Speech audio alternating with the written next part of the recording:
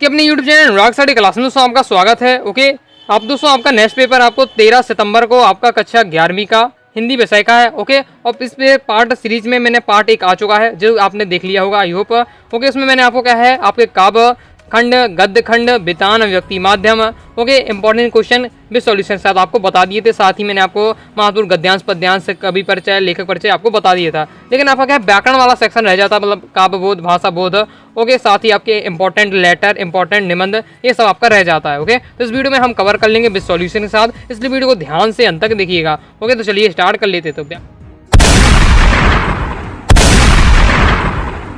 व्याकरण में आपका पहले आएगा काव्यबोध। काव्यबोध से आपका 2 नंबर के क्वेश्चन आता है आपके पेपर में। चलिए स्टार्ट कर लेते हैं और देख लेते हैं इसके महत्वपूर्ण प्रश्न। ओके, तो पहला है आपका स्थायी भाव और संचारी भाव में अंतर लिखिए। ओके, चलिए इसका सॉल्यूशन हम देख लेते हैं। तो इसका सॉल्यूशन आपका ये दिया हुआ है, तो इसका क्या है फास्ट आंसर ले लीजिए। केवल 2 आपको तैयार करना है, 5 दिए हुए हैं लेकिन आपको केवल 2 तैयार कर लेना है आपका, क्योंकि 2 नंबर क्वेश्चन आने वाला है स्थायी भाव और संचारी भाव में अंतर। ओके, तो इसका क्या है फास्ट आंसर ले लीजिए। ओके, इस प्रकार से अपना कंप्लीट हो जाता है। चलिए आगे नेक्स्ट क्वेश्चन देख लेते हैं। नेक्स्ट है रस की परिभाषा देते हुए उसके भेद लिखिए। ओके, चलिए इसे भी देख लेते हैं।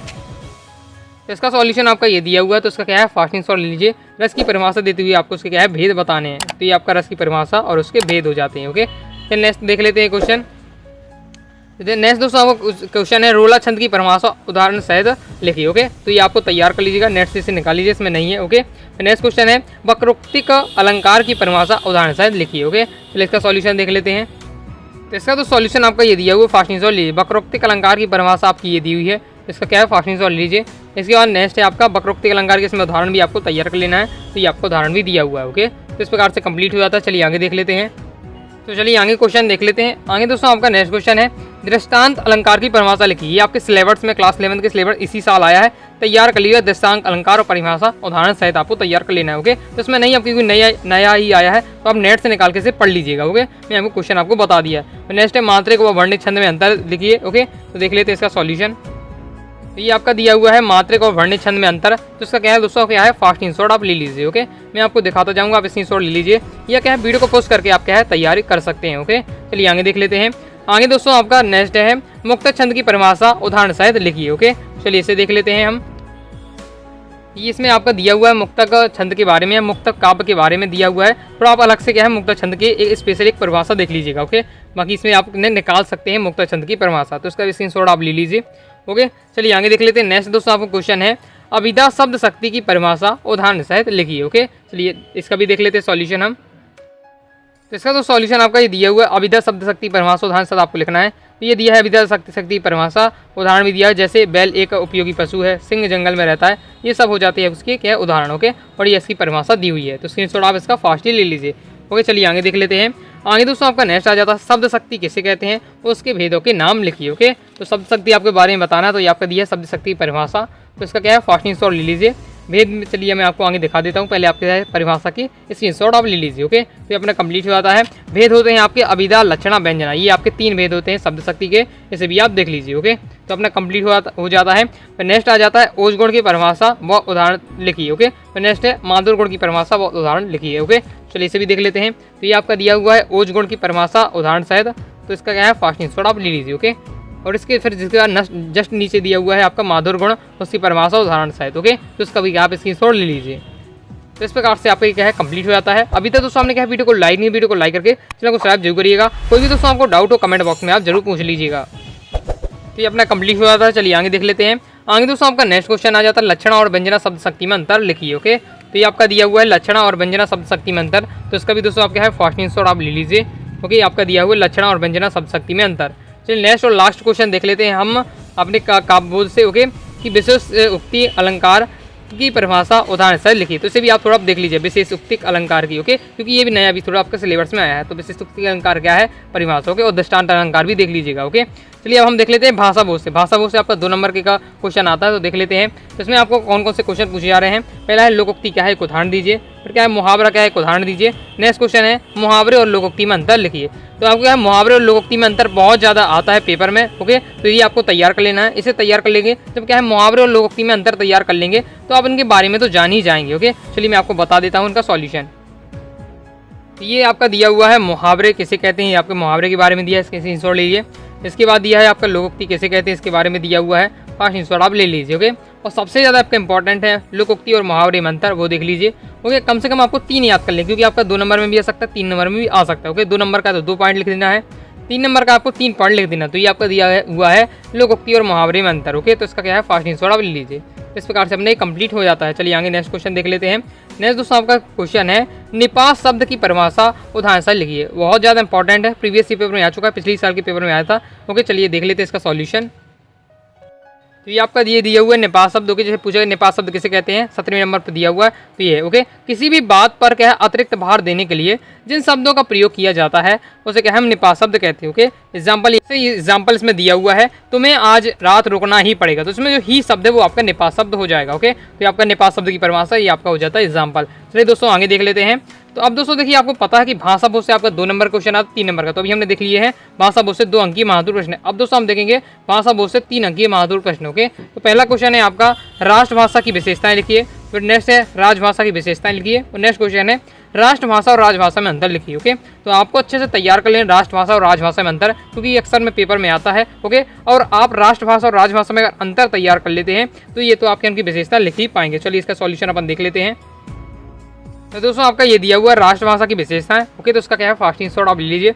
ये आपका दिया हुआ है राष्ट्रभाषा की विशेषताएं। ओके, फिर इसके बाद ये आपका दिया हुआ है राजभाषा की विशेषताएं यहाँ पर आपकी, इसका भी स्क्रीनशॉट आप ले लीजिए। और इसके बाद दिया है राजभाषा और राजभाषा में अंतर। ये से अच्छे से तैयार कर लीजिएगा, क्योंकि कई बार प्रीवियस पेपर में आ चुका है, बहुत ही ज़्यादा महत्वपूर्ण है। ओके, राष्ट्रभाषा और राजभाषा में अंतर ये आपका दिया हुआ है, फास्ट स्क्रीनशॉट ले लीजिए। 2 पॉइंट आपके यहाँ हैं, 2 पॉइंट आपके यहाँ हैं। आपको कम से कम आपको क्या है 3 याद रखना है, क्योंकि आपको 3 नंबर का आता है क्वेश्चन। ओके, 4 ज़्यादा आपके 4 पूरे आप याद रखिएगा। ओके, तो अपना कंप्लीट हो जाता है। चलिए आगे देख लेते हैं।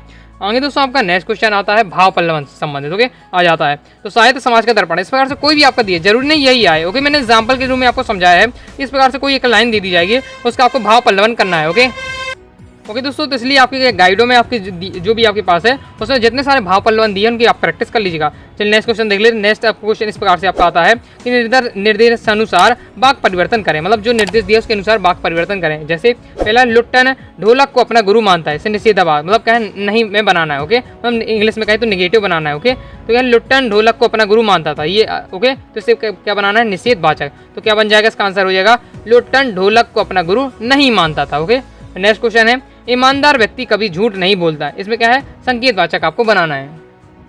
ओके, तो इसका किस प्रकार से बन जाएगा, तो इसका हो जाएगा यह ईमानदार व्यक्ति कभी झूठ नहीं बोलता, आगे केवल यह जोड़ देना, जैसे यह जोड़ेंगे तो वो संकेतवाचक बन जाएगा। ओके, और गोपाल आज इंदौर गया, इसमें क्या है संदेहवाचक बनाना है, जैसे संदेह करना है तो आपको बोल देना है क्या गोपाल आज इंदौर गया, तो ये आपको थोड़ा बन जाएगा संदेहवाचक। ओके, तो क्या लगा देंगे आप, प्रश्न आपका है। ओके, तो आपको बन जाएगा क्या गोपाल आज इंदौर गया, ये आपको बन जाएगा संदेहवाचक। ओके, इस प्रकार से आपका और भी आपसे पूछे जा सकते हैं, मैंने आपको एग्जाम्पल के लिए बता दिए है। ओके, इसी प्रकार से आपसे पूछा जा सकता है लुट्टन ढोलक को अपना गुरु मानता है, ये वाला आया और लिख देता है प्रश्नवाचक। तो आप प्रश्नवाचक में आपको बनाना है, तो आपको लिख देना है क्या लुट्टन ढोलक को अपना गुरु मानता था, इस प्रकार से आपको बनाना पड़ता है। ओके, चलिए आगे देख लेते हैं।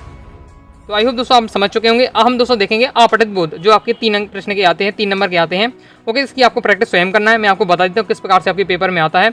ओके, तो आपको क्या है पैसेज दे दिया जाता है, कुछ आपसे 3 ठो आपके क्वेश्चन पूछे जाएंगे और जो 3 क्वेश्चन के आपको आंसर लिखने हैं वो आपको क्या है पैसेज को पढ़कर समझकर उनके आंसर देने पड़ते हैं। इस प्रकार से होता है आपठित बोध। कोई भी आपको किसी प्रकार का पैसेज दे दिया जाता है, ओके, पर्यावरण संबंधित, देशभक्ति संबंधित कोई भी आपको पैसेज दे दिया जाता है, तो आप प्रैक्टिस करेंगे समझेंगे, और वैसे भी आप पढ़ेंगे तो बहुत आसान होता है, आपसे बन जाएगा। ओके, फिर इसके बाद आपका पत्र लेखन जो 4 नंबर का रहता है। ओके, तो मैं आपको कुछ सिलेक्टेड आप इंपॉर्टेंट बताएं, तो चलिए मैं आपको बता देता हूँ इनके बेस्ट सॉल्यूशन के साथ पत्र लेखन। ओके, तो पहला क्वेश्चन है अपने मित्र को हायर सेकेंडरी परीक्षा में प्रथम श्रेणी में उत्तीर्ण होने पर बधाई पत्र लिखिए। ओके, चलिए इसका सॉल्यूशन देख लेते हैं।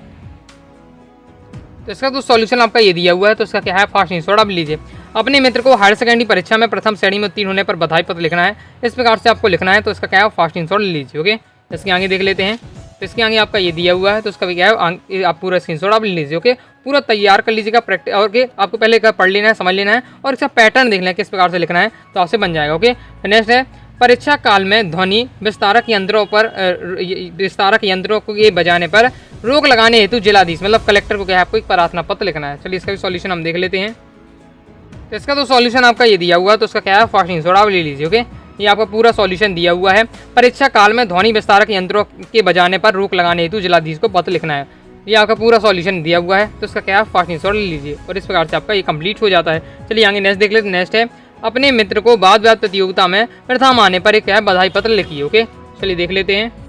तो इसका सॉल्यूशन आपका ये दिया हुआ है, तो इसका क्या है फास्ट स्क्रीनशॉट ले लीजिए। ओके, आपको इसमें क्या है अपने मित्र को वाद विवाद प्रतियोगिता में प्रथम आने पर आपको क्या है बधाई पत्र लिखना है। और इनकी आप जो मैं आपको बताऊं प्रैक्टिस अच्छे से कर लेते, समझ के करते हैं, किसी प्रकार का आपसे पत्र पूछा जाए पेपर में आपसे बन जाएगा। ओके, ये आपका दिया हुआ है, स्क्रीनशॉट आप ले लीजिए। चलिए आगे देख लेते हैं। आगे दोस्तों आपका नेक्स्ट आ जाता है, अब आपके क्षेत्र के पोस्ट मास्टर साहब को नियमित डाक वितरण ना होने पर एक शिकायती पत्र आपको लिखना है। ओके, इसका सॉल्यूशन देख लेते हैं। तो ये आपका ये दिया हुआ है। ओके, तो इसका क्या है फास्ट स्क्रीनशॉट ले लीजिए। ओके, ये आपका पूरा दिया हुआ है। ओके, तो ये अपने कंप्लीट हो जाता है। चलिए आगे देख लेते हैं। आगे दोस्तों आपका नेक्स्ट क्वेश्चन है, नगर पालिका अध्यक्ष को जल की अनियमित आपूर्ति के संबंध में एक शिकायती पत्र लिखिए। ओके, तो ये आपका दिया हुआ है, उसका भी क्या है फास्ट स्क्रीनशॉट आप ले लीजिए। ओके, ये आपका पूरा दिया है, नगर पालिका अध्यक्ष को जल की अनियमित आपूर्ति के संबंध में एक शिकायती पत्र। ओके, इस प्रकार से अपने कंप्लीट हो जाता है। तो चलिए हम देख लेते हैं हम निबंध लेखन। ओके, निबंध लेखन में आपका 4 नंबर का एक क्वेश्चन आता है। ओके, तो मैं आपको महत्वपूर्ण वाले बता दे रहा हूँ, आपको उनकी क्या है प्रैक्टिस अच्छे से कर लेनी है। पहले आपको तैयार करना है विद्यार्थी जीवन या अनुशासन, दूसरा है प्रदूषण और साहित्य और समाज। ओके, और नारी शिक्षा का महत्व, ये 4 इंपॉर्टेंट है जो मैंने आपको बताया। कोरोना बचाव का इतना संभावना नहीं है, इसलिए आप इनकी तैयार कर लीजिएगा। ओके, अपने आपको क्या है 1 से 1.5 पेज आपको पूरा पैसेज आपको क्या है तैयार कर लेना है। ओके, पढ़ लीजिएगा, फिर अपनी भाषा में आप उसके बारे में लिख ही सकते हैं। ओके, तो आपको अपने अपने हिसाब से सब लोग लिख लीजिएगा। ओके, तो मैंने आपको क्या है सिलेक्टेड बता दिए हैं। ओके, तो इस प्रकार से अपना क्या है। और दोस्तों अगर आप क्या है PDF डाउनलोड करना चाहते हैं, जो मैं आपको इंपॉर्टेंट क्वेश्चन बता रहा हूँ किसी भी सब्जेक्ट का क्लास 12 क्लास 11 के। ओके, तो आपको क्या है अपनी वेबसाइट पर आपको जाकर विजिट करना है www.anuragsaridiclasses.com पर। PDF डाउनलोड करने के लिए गूगल पर जाना है, गूगल पर आपको सर्च करना है अनुराग साड़ी क्लासेस है। सबसे पहले वेबसाइट आएगी, इसे ओपन करके आप क्या है क्लास 11 के आपको क्या है सभी सब्जेक्ट के आप क्या है त्रैमासिक परीक्षा महत्वपूर्ण प्रश्न आप देख सकते हैं। ओके दोस्तों, तो आपको वीडियो पसंद आए वीडियो को लाइक करके चैनल सब्सक्राइब जरूर करिएगा, साथ ही दोस्तों के साथ वीडियो को शेयर करिएगा, और कोई भी आपको डाउट हो कमेंट बॉक्स में जरूर बताइएगा। ओके, और अगर आप क्या है वस्तुनिष्ठ प्रश्न चाहते हैं इंपॉर्टेंट वाले, तो क्या है कमेंट बॉक्स में जरूर बताइएगा। ओके दोस्तों, अभी तक आपने टेलीग्राम चैनल को ज्वाइन किया तो टेलीग्राम चैनल को भी ज्वाइन कर लीजिएगा। तो मिलते हैं नेक्स्ट वीडियो में, तब तक के लिए बाय बाय।